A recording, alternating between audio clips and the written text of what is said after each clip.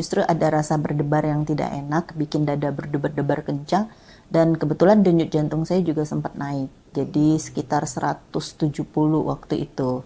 Jadi makanya saya memutuskan untuk kontrol dan ketemu dengan dokter Sebastian. Jujur sebelum tindakan sebelum tindakan itu saya takut sekali, karena saya pikir, wah ini jantung. Rasa takut yang di awal itu nggak seperti yang saya bayangkan gitu loh. Prosesnya juga sangat cepat, dan proses pemulihan setelah operasi juga cukup cepat gitu loh, cukup baik. Udah debarannya juga udah nggak ada. Saya nggak ngerasakan yang seperti deg-deg itu udah nggak ada. 2 hari ya, saya udah coba jalan, udah naik turun tempat tidur juga, udah oke. Terapi atau terablasi ya pada aritmia memberikan salah satu jawaban ya dari penanganan pasien-pasien aritmia karena memberikan harapan yang sangat baik ya. Ini bahkan rekurensi rate-nya atau kekambuhannya hanya kecil sekali ya, sekitar 3-5% saja. Jadi 93%-95% itu benar-benar sembuh total ya, tanpa ada rekurensi atau tanpa ada kekambuhan kembali. Dan tentunya ini sangat baik ya pada pasien-pasien yang memilih untuk tidak minum obat seterusnya.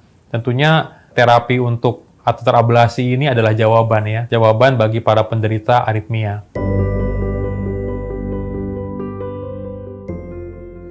Saya Iren, asalnya dari Jakarta. Jadi ya awal cuma mau konsultasi sama dokter Sebastian, kemudian tiba-tiba keluhannya memang dadanya berdebar dan denyut jantungnya tinggi. Dan kemudian pas pada saat saya kontrol, tiba-tiba denyutnya kembali tinggi dan akhirnya saya dirawat inap di Mandaya. Dokter Sebastian menyampaikan pada waktu itu memang saya belum bisa terdeteksi karena dalam kondisi keadaan normal. Sedangkan aritmia itu bisa terdeteksi. Di awal saya sudah bilang bahwa kalau ada kejadian atau misalnya denyutnya cukup tinggi baru bisa kita terdeteksi. Nah kemudian pas saya lagi berbicara dengan dokter Sebastian, ya tiba-tiba muncul gitu gejalanya. Denyut jantungnya langsung dek tinggi, nah baru ketahuan. Kira wah ini betulan nih kata dokter Sebastian ya. Denyutnya bisa tiba-tiba tinggi. Jadi saya pikir wah ini mungkin memang udah saatnya mungkin ya, pas ketemu dokternya dia muncul ya saya bisa terdeteksi langsung bahwa saya kena aritmia. Ya justru ada rasa berdebar yang tidak enak, bikin dada berdebar-debar kencang, dan kebetulan denyut jantung saya juga sempat naik, jadi sekitar 170 waktu itu. Jadi makanya saya memutuskan untuk kontrol dan ketemu dengan dokter Sebastian. Nah, pada saat saya, memang aritmia kan munculnya itu pada saat bisa terdeteksi pada saat muncul ya gejalanya itu tindakan. Nah kemudian saya ketemu pada saat saya konsultasi dengan dokter, tiba-tiba denyut jantungnya kumat gitu, tinggi. Kembali lagi di awal 174 kalau nggak salah pada saat konsultasi. Akhirnya saya dirawat inap. Kemudian dianjurkan untuk ablasi. Nah kemudian saya pikir ya deh dok nanti bulan depan ya, sambil saya mikir-mikir gitu ya. Bulan depan kebetulan juga saya ada acara keluarga juga waktu itu, jadi saya minta waktu sampai akhirnya 1 bulan ya. Akhirnya saya memutuskan untuk ablasi.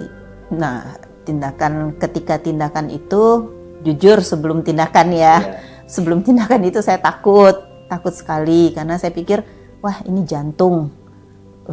Bahaya kan gitu, rasa takut itu melebihi segala-galanya gitu loh. Gimana ya nanti prosesnya seperti apa, pemulihannya seperti apa gitu. Tapi ternyata setelah saya melakukan sendiri ablasi, ya rasa takut yang di awal itu nggak seperti yang saya bayangkan gitu loh. Prosesnya juga sangat cepat, terus sakit ada dan nyeri juga ada. Tapi itu minim sekali ya, saya masih bisa atasin gitu. Yang mengalami aritmia adalah berdebar-debar ya. Berdebar-debar ini kemudian akan mengakibatkan detak jantungnya berasa sangat cepat, pasien menjadi tidak nyaman, kemudian bahkan sampai sesak, bahkan sakit dada ya. Dan keluhan debar-debar ini bisa muncul baik pada saat pasien sedang beristirahat maupun diperberat dengan pada saat pasien sedang beraktivitas. Dengan berdebar-debar ini, bisa saja pasien mengalami gejala lanjutan seperti misalnya sampai pandangan gelap, kemudian bahkan sampai pingsan. Terapi atau terablasi ya, atau terapi-terapi pada aritmia yang kita bisa lakukan, salah satunya adalah kateter ablasi.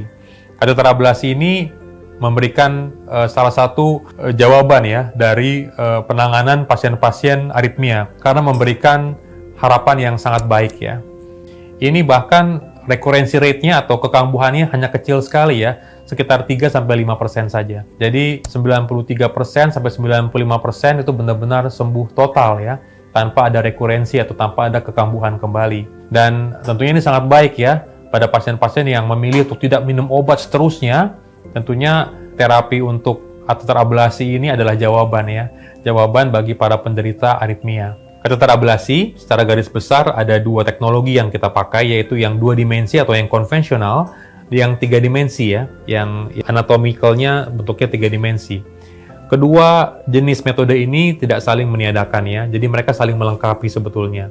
Cuman dengan adanya 3 dimensi tentunya sangat mengarahkan kita sebagai dokter dan operator untuk mencari atau istilahnya mapping di mana sumber lokasi yang precise atau yang paling tepat ya pada pasien ini. Jadi tentunya juga dengan alat 3 dimensi memandu kita untuk mencari lokasi atau sumber kelainan irama jantung dengan lebih precise, dengan lebih tepat. Dan proses pemulihan setelah operasi juga cukup cepat gitu loh, cukup baik. Udah debarannya juga udah nggak ada. Kalau saya sih nggak ada ya, saya nggak ngerasakan yang seperti deg itu udah nggak ada. Saya tindakan itu hari Kamis malam, jadi berarti baru 2 hari ya. Sejauh ini sih oke ya, saya udah coba jalan, udah naik turun tempat tidur juga, udah oke. Tenang aja, nggak usah takut gitu kan, semua prosesnya cepet kok, nggak usah takut Bu, udah tenang aja gitu. Dan petugas di ruangan tindakan juga mereka cukup baik ya, cukup ramah, cukup baik gitu. Jadi mereka itu ya berusaha lah untuk membuat suasana itu nyaman gitu. Sehingga kita sebagai pasien juga cukup nyaman ya. Jadi mereka baik-baik semua di situ. Udah Bu, tenang aja, nggak usah takut gitu. Nggak ada apa-apa, sebentar kok gitu. Dan memang sih prosesnya itu memang cepet banget. Jadi saya nggak ada rasa sakitnya pas pada saat awal aja dimasukin itu ya, mungkin selang atau apa ya di bagian bawah paha. Kemudian udah nggak ada sakit apa-apa lagi. Bahkan waktu proses sendiri juga saya nggak ngerasain apa-apa lagi gitu. Nah mungkin saya takut juga ya, tapi nggak sebayang yang saya bayangkan awal, waduh takut banget gitu, enggak. Ya pesan saya kalau misalnya memang pejuang aritmia dimanapun juga, kalau misalnya memang merasakan denyut tinggi dan dada berdebar-debar, ya mungkin kalau bisa secepatnya konsultasi ke dokter. Dan mungkin gak usah ada rasa takut, karena memang semua kita pasti takut ya. Tapi kalau misalnya makin cepat kita melakukan tindakan dan pemeriksaan ke dokter, itu makin lebih baik buat diri kita sendiri. Untuk Mandaya sendiri, saya kan baru 2 kali dirawat di sini. Jujur, saya bilang baik dan bagus. Staf-stafnya juga komunikatif, baik, pelayanannya juga baik. Ya bagus buat Mandaya, sukses selalu.